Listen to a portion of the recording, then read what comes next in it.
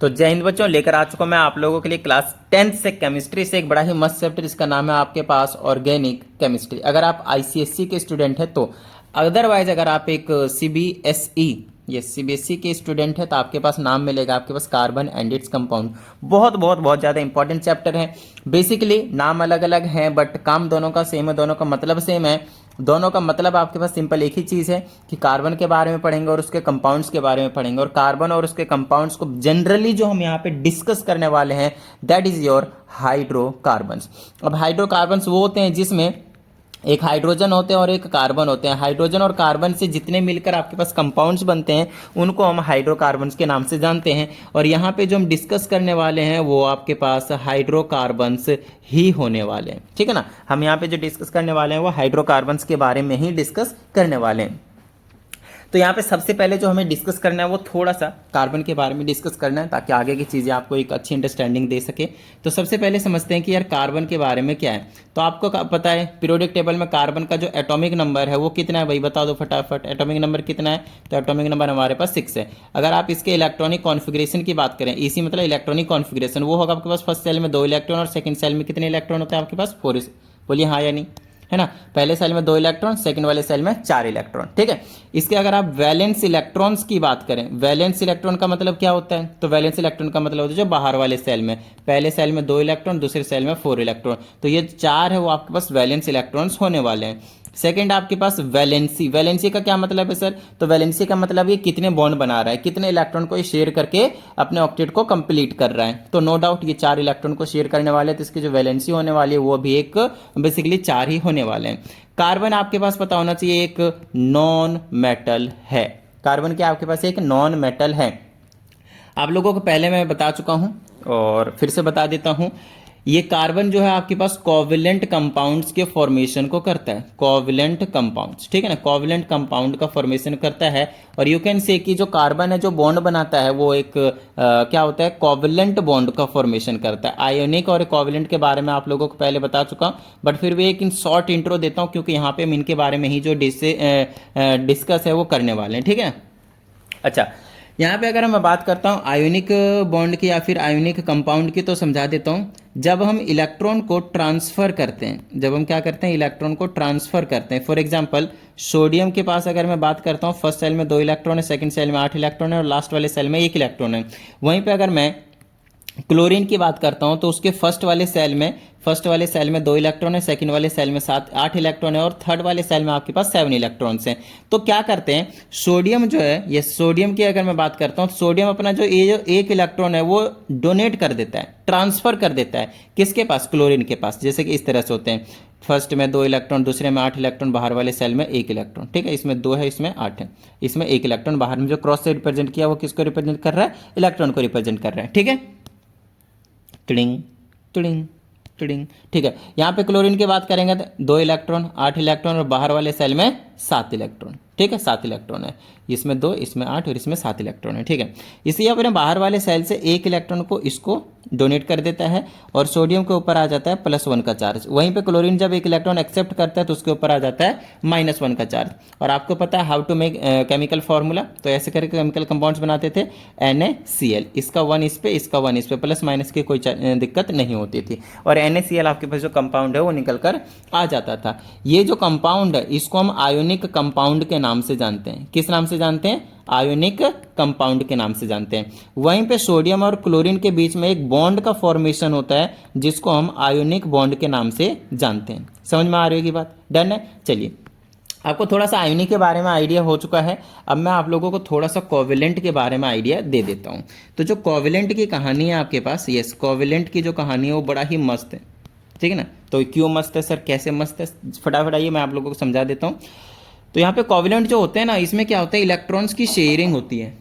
Electron की क्या होती है? शेयरिंग होती है, ठीक है ना।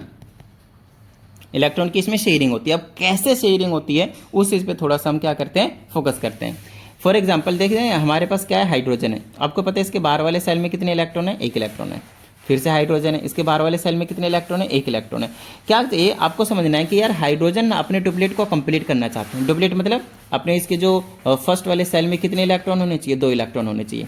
तो इसको अगर ये कंप्लीट करना चाहता है तो ये क्या करता है, एक इलेक्ट्रॉन अगर दे देगा फिर तो ये पूरा ही खाली हो जाएगा, इसके पास तो इलेक्ट्रॉन रहेंगे ही नहीं। तो ये क्या करेंगे, आपस में ये शेयर करेंगे इस तरह से। और इसके शेयर करने से क्या बेनिफिट होते हैं वो चीज़ समझने की कोशिश कीजिएगा। देखिए ये जो इलेक्ट्रॉन है और ये जो इलेक्ट्रॉन है, कलर चेंज कर देता हूँ मैं, अभी समझ में आ जाएगा। ठीक है, ये जो इलेक्ट्रॉन है और ये वाले जो इलेक्ट्रॉन है वो इसके लिए भी काम कर रहे हैं, और ये जो इलेक्ट्रॉन है और ये जो इलेक्ट्रॉन है ये दोनों इलेक्ट्रॉन इसके लिए भी काम कर रहे हैं।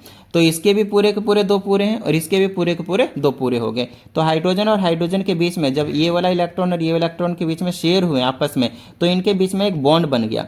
इस बॉन्ड को हम बोलेंगे कोवेलेंट, यस कोवेलेंट बॉन्ड, या फिर आप सिंपली कह सकते हैं कि H और H मिला तो H2 गैस बन गया, जिसे हम एक कोवेलेंट कंपाउंड के नाम से जान रहे हैं। क्या कह रहे हैं, इसको हम कोवेलेंट कंपाउंड के नाम से जान रहे हैं। देखिए सिंपल सी बात है, जब इलेक्ट्रॉन शेयर होते हैं तब कोवेलेंट का फॉर्मेशन होता है, और जब ट्रांसफर ऑफ इलेक्ट्रॉन होते हैं तो आयोनिक का फॉर्मेशन जो है आपको देखने को मिलेगा। उम्मीद करता हूँ ये चीज़ समझ में आ गई होगी। इसके बारे में हालांकि अभी हम डिटेल में पढ़ने वाले हैं, मैं आपको सही बता रहा हूँ, कोवेलेंट के बारे में ही हम यहाँ पे सबसे ज़्यादा डिटेल में पढ़ने वाले हैं। तो ज़्यादा टेंशन मत लीजिए, उसके बारे में अभी हम यहाँ पे डिटेल में डिस्कस करने वाले हैं। आइए सबसे पहले हम यहाँ पे थोड़ा सा कुछ कार्बन के बारे में डिस्कशन कर लेते हैं, क्योंकि वो अभी ज़्यादा ज़रूरी है, क्योंकि हमें क्या करना है, कार्बन के कंपाउंड्स के बारे में पढ़ना है, राइट। तो सबसे पहले समझते हैं, यहाँ पे एक क्वेश्चन आता है यहाँ पे, और वो क्वेश्चन आपके पास why carbon does not show carbon +4 and carbon -4। ये क्वेश्चन आपसे पूछा जा सकता है कि कार्बन +4 क्यों नहीं दिखाता है और -4 क्यों नहीं दिखाता है। आप लोगों को पता है, अगर आपके पास आउटर मोस्ट सेल में 4 इलेक्ट्रॉन से कम होंगे तो वो डोनेट करेंगे, इलेक्ट्रॉन्स को क्या करेंगे, सारे के सारे डोनेट कर देंगे और उनके ऊपर प्लस का चार्ज आ जाएगा। जैसे सोडियम है, पहले में 2, दूसरे में 8, लास्ट वाले सेल में 1, 4 से कम में तो ये डोनेट कर देता है, इसलिए सोडियम के ऊपर +1 का चार्ज आ जाता है। वहीं पे अगर हम मैग्नीशियम की बात करेंगे तो पहले में 2 इलेक्ट्रॉन, दूसरे में 8, लास्ट वाले में 2 इलेक्ट्रॉन, 4 से कम इलेक्ट्रॉन है तो 2 इलेक्ट्रॉन डोनेट कर देगा और मैग्नीशियम के ऊपर +2 का चार्ज आ जाएगा। एल्युमिनियम 2 है, 8 है, 3 है, लास्ट वाले सेल में आपके पास 3 इलेक्ट्रॉन है, 4 से कम है तो ये डोनेट कर देगा और एल्युमिनियम के ऊपर +3 का चार्ज आ जाएगा। ये हो गए 4 से कम वाले। अगर आपके पास आउटर मोस्ट सेल में 4 से ज़्यादा होते हैं, चीज़ों को समझने की कोशिश कीजिएगा, 4 से अगर ज़्यादा होते हैं तो इस केस में क्या करते हैं, ये इलेक्ट्रॉन को एक्सेप्ट करते हैं, और इसके ऊपर आ जाते हैं माइनस का चार्ज। अच्छा, इलेक्ट्रॉन को एक्सेप्ट करते हैं टू कंप्लीट इट्स ऑक्टेट, ध्यान रखना है, ऑक्टेट को कंप्लीट इट्स ऑक्टेट को कंप्लीट करने के लिए इलेक्ट्रॉन को एक्सेप्ट करते हैं। एक एग्जांपल देता हूँ, जैसे मेरे पास क्लोरीन है, पहले सेल में 2 इलेक्ट्रॉन, दूसरे सेल में 8 इलेक्ट्रॉन, लास्ट वाले सेल में आउटर मोस्ट सेल में 7 इलेक्ट्रॉन, 17 पे आता है ना, 17 एटॉमिक नंबर होता है। ये कितने इलेक्ट्रॉन एक्सेप्ट करेगा कि ऑक्टेट इसका कंप्लीट हो जाए? नो डाउट ये 1 इलेक्ट्रॉन एक्सेप्ट करते ही, है ना, ऑक्टेट इसका सेल जो आफ्टर मोस्ट सेल है कंप्लीटली फिल्ड हो जाएगा। तो 1 इलेक्ट्रॉन जैसे इसने ऑक्टेट कंप्लीट कर लिया एक्सेप्ट करके, तो क्लोरीन के ऊपर 1 इलेक्ट्रॉन एक्सेप्ट किया तो -1। वहीं अगर आपके पास सल्फर हुआ, 2 होता है, 8 होता है, आउटर मोस्ट सेल में 6 इलेक्ट्रॉन, ऑक्टेट कंप्लीट करने के लिए, क्योंकि 4 से ज़्यादा है तो इलेक्ट्रॉन को एक्सेप्ट करने वाला है, 2 इलेक्ट्रॉन एक्सेप्ट करते ही, तो इसीलिए इसके ऊपर क्या हो जाएगा, -2 का चार्ज, है ना, 2 इलेक्ट्रॉन एक्सेप्ट करते इसका ऑक्टेट कंप्लीट हो जाएगा, तो सल्फर के ऊपर -2 का चार्ज। फॉस्फोरस का देखिए, फॉस्फोरस का होता है 2 होता है, 8 होता है, आउटर मोस्ट सेल में आपके पास 5 इलेक्ट्रॉन्स होते हैं, क्योंकि 4 से ज़्यादा आउटर मोस्ट सेल में, तो ये क्या करेंगे, आपके पास 3 इलेक्ट्रॉन को एक्सेप्ट करने वाले। यस, ये 3 इलेक्ट्रॉन्स को एक्सेप्ट करेंगे, जैसे एक्सेप्ट करा 3 तो ये 8 पूरे हो जाएंगे, तो फॉस्फोरस के ऊपर -3 का चार्ज जो आपके पास देखने को मिलेगा। समझ में आ रही है बात? लेकिन तब क्या होगा, यस तब क्या होगा, जब एग्जैक्टली इक्वल टू 4 होंगे, आउटर मोस्ट सेल में इक्वल टू 4 होंगे।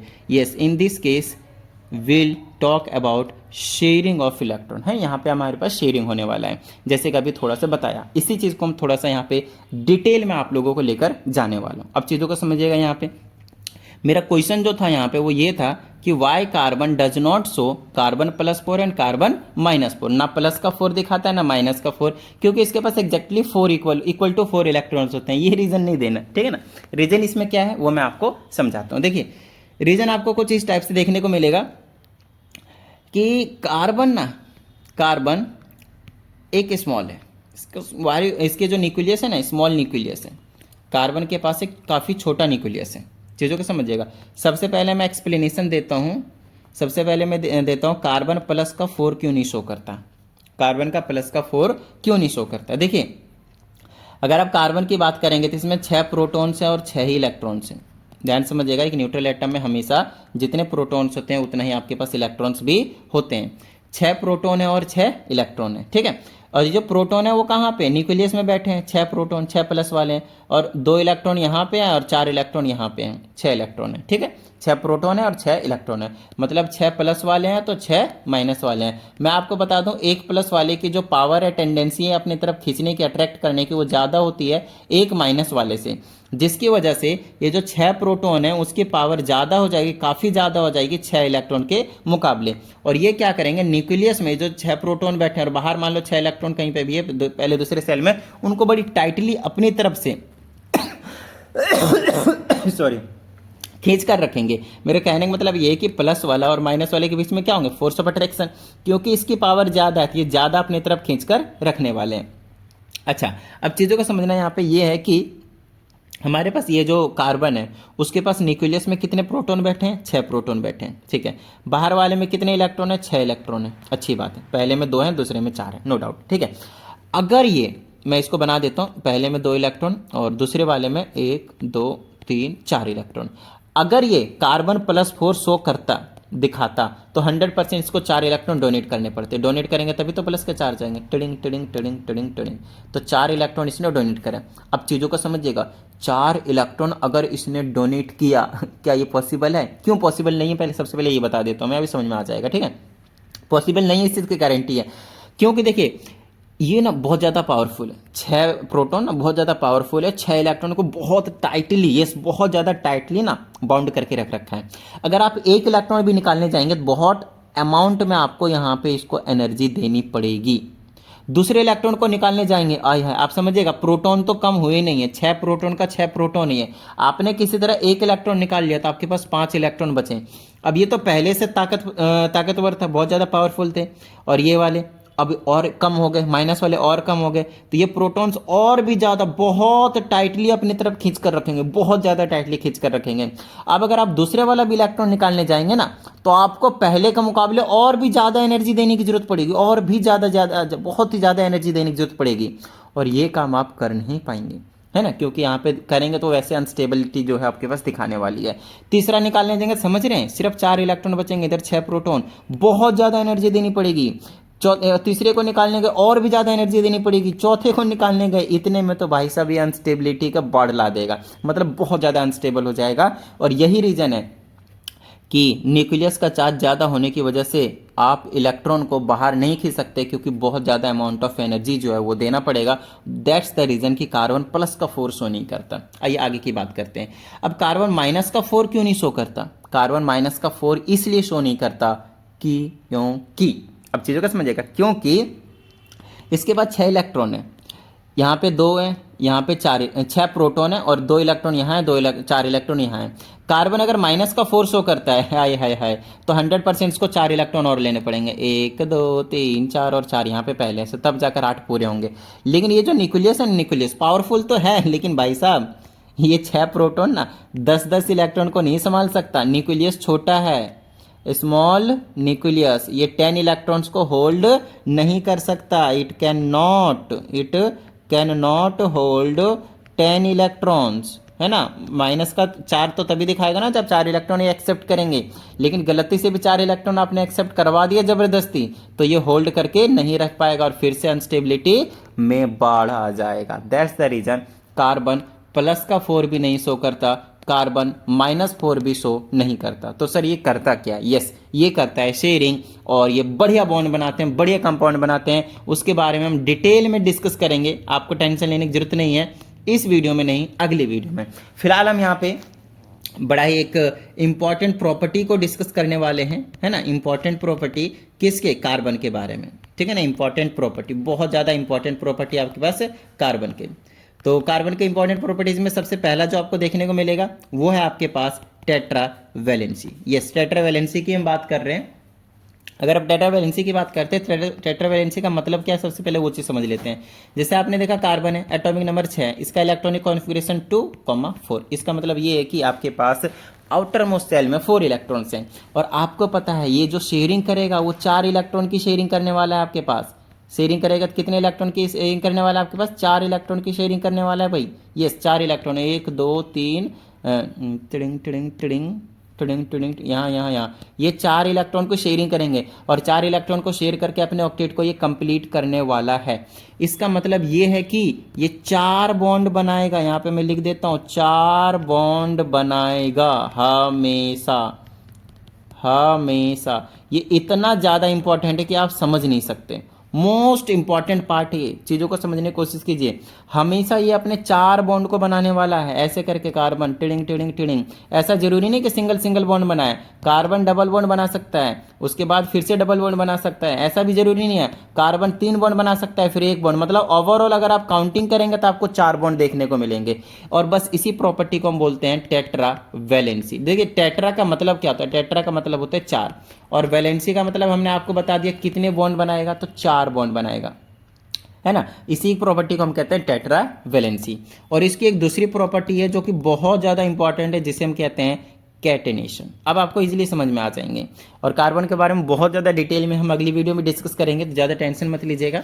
अभी जो मैं आप लोगों को पार्ट 1 पार्ट 2 पार्ट 3 ऐसे करके मैं लिख कर दे दूंगा वीडियो में, तो अच्छे से समझ में आ जाएंगे। उसी के अकॉर्डिंग आप देखिएगा, जिस हिसाब से मैं नंबरिंग कर दूंगा ना, आप लोगों को उसी हिसाब से देखना है, ठीक है ना। सबसे पहले समझते हैं कैटेनेशन का मतलब क्या है। कैटेनेशन का बस एक सिंपल सा मीनिंग है कि कार्बन जो है ना वो एक लॉन्ग चेन फॉर्म करता है। क्या करता है? लॉन्ग चेन फॉर्म करता है। तो सर ये लॉन्ग चेन कैसे फॉर्म कर लेता है? आइए मैं आपको समझाता हूँ। With it self, I high high I high high I high high, with it self, ये खुद के साथ carbon carbon carbon carbon carbon carbon. आप लोगों ने साबुन का नाम सुना है, सोप? बिल्कुल सर, हम तो यूज़ भी करते हैं। तो C17H35 COO minus Na plus sodium straight करके इसका नाम होता है। ये आपके पास साबुन का फॉर्मूला है। अगर आप नोटिस करें, टिडिंग टिडिंग, ये क्या आपके पास C17, क्या नाम है इसका? C17। कार्बन आपस में 17 कार्बन जुड़े हैं भाई, 17 कार्बन आपस में जुड़े हैं। उसके बाद एक और कार्बन यहाँ देखने में 18 कार्बन जुड़े हैं। उसमें आपके पास कुछ सोडियम, कुछ ऑक्सीजन वगैरह, कुछ हाइड्रोजन वगैरह भी देखने को मिल रहे हैं। इसका मतलब समझ रहे हैं, ये कार्बन खुद के साथ लॉन्ग चेन फॉर्म कर सकता है। ये इसकी प्रॉपर्टी को कैटेनेशन के नाम से जाना जाता है। सिर्फ खुद के साथ ही नहीं, कार्बन हाइड्रोजन के साथ, ऑक्सीजन के साथ, नाइट्रोजन के साथ, सल्फर के साथ, फॉस्फोरस के साथ, इन सब के साथ आपके पास बहुत तगड़े तगड़े कंपाउंड बनाकर देता है, जिसकी वजह से इसका कार्बन को कहा जाता है this is the versatile nature. Yes, versatile, या फिर इसी को हम बोलते हैं unique nature. Unique nature of carbon. Unique nature of carbon में आपको 2 पॉइंट डिस्कस करने हैं। पहला आपके पास टेट्रावैलेंसी है, चीज़ों को समझिए। पहला क्या है आपके पास? टेट्रावैलेंसी है, जो बाकी मोस्टली कंपाउंड्स नहीं करते, ध्यान समझिएगा। और ये जो वर्साटाइल नेचर है, आई हाय हाय, ये जो कैटेनेशन की बात कर रहा हूँ दूसरी वाली, ये सारे कंपाउंड्स वो नहीं करते। हमारे कार्बन ही ऐसा इकलौता है जो भाई साहब तबाही मचा रखी है। इसका मतलब ये है कि हमें कार्बन के कंपाउंड्स के बारे में पढ़ना बहुत बहुत बहुत ही ज़्यादा ज़रूरी है, बहुत ही ज़्यादा ज़रूरी है। तो ज़्यादा टेंशन मत लीजिए। अभी के लिए हम फिलहाल सिर्फ और सिर्फ इतना ही इंट्रोडक्शन दे रहे हैं आप लोगों को इस वाले वीडियो में, लेकिन अगली जो वीडियो होने वाली है, आय हाय हाय हाय, वही ज़िंदगी होने वाला है, वही ज़िंदगी होने वाला है। बिल्कुल बड़े प्यार से ध्यान से समझिएगा, इसको कंप्लीट कर लीजिएगा। और अगली वीडियो में हम आपके साथ मिलने वाले हैं एक तबाही मचाने वाली वीडियो के साथ, जहाँ पे हम नोमेनक्लेचर को डिस्कस करने वाले हैं, IUPAC नेम को हम डिस्कस करने वाले हैं इन डिटेल। तो ज़्यादा टेंशन मत लीजिएगा। चलिए मिलते हैं अगली वीडियो में, प्रैक्टिस करते रहिएगा। जय हिंद।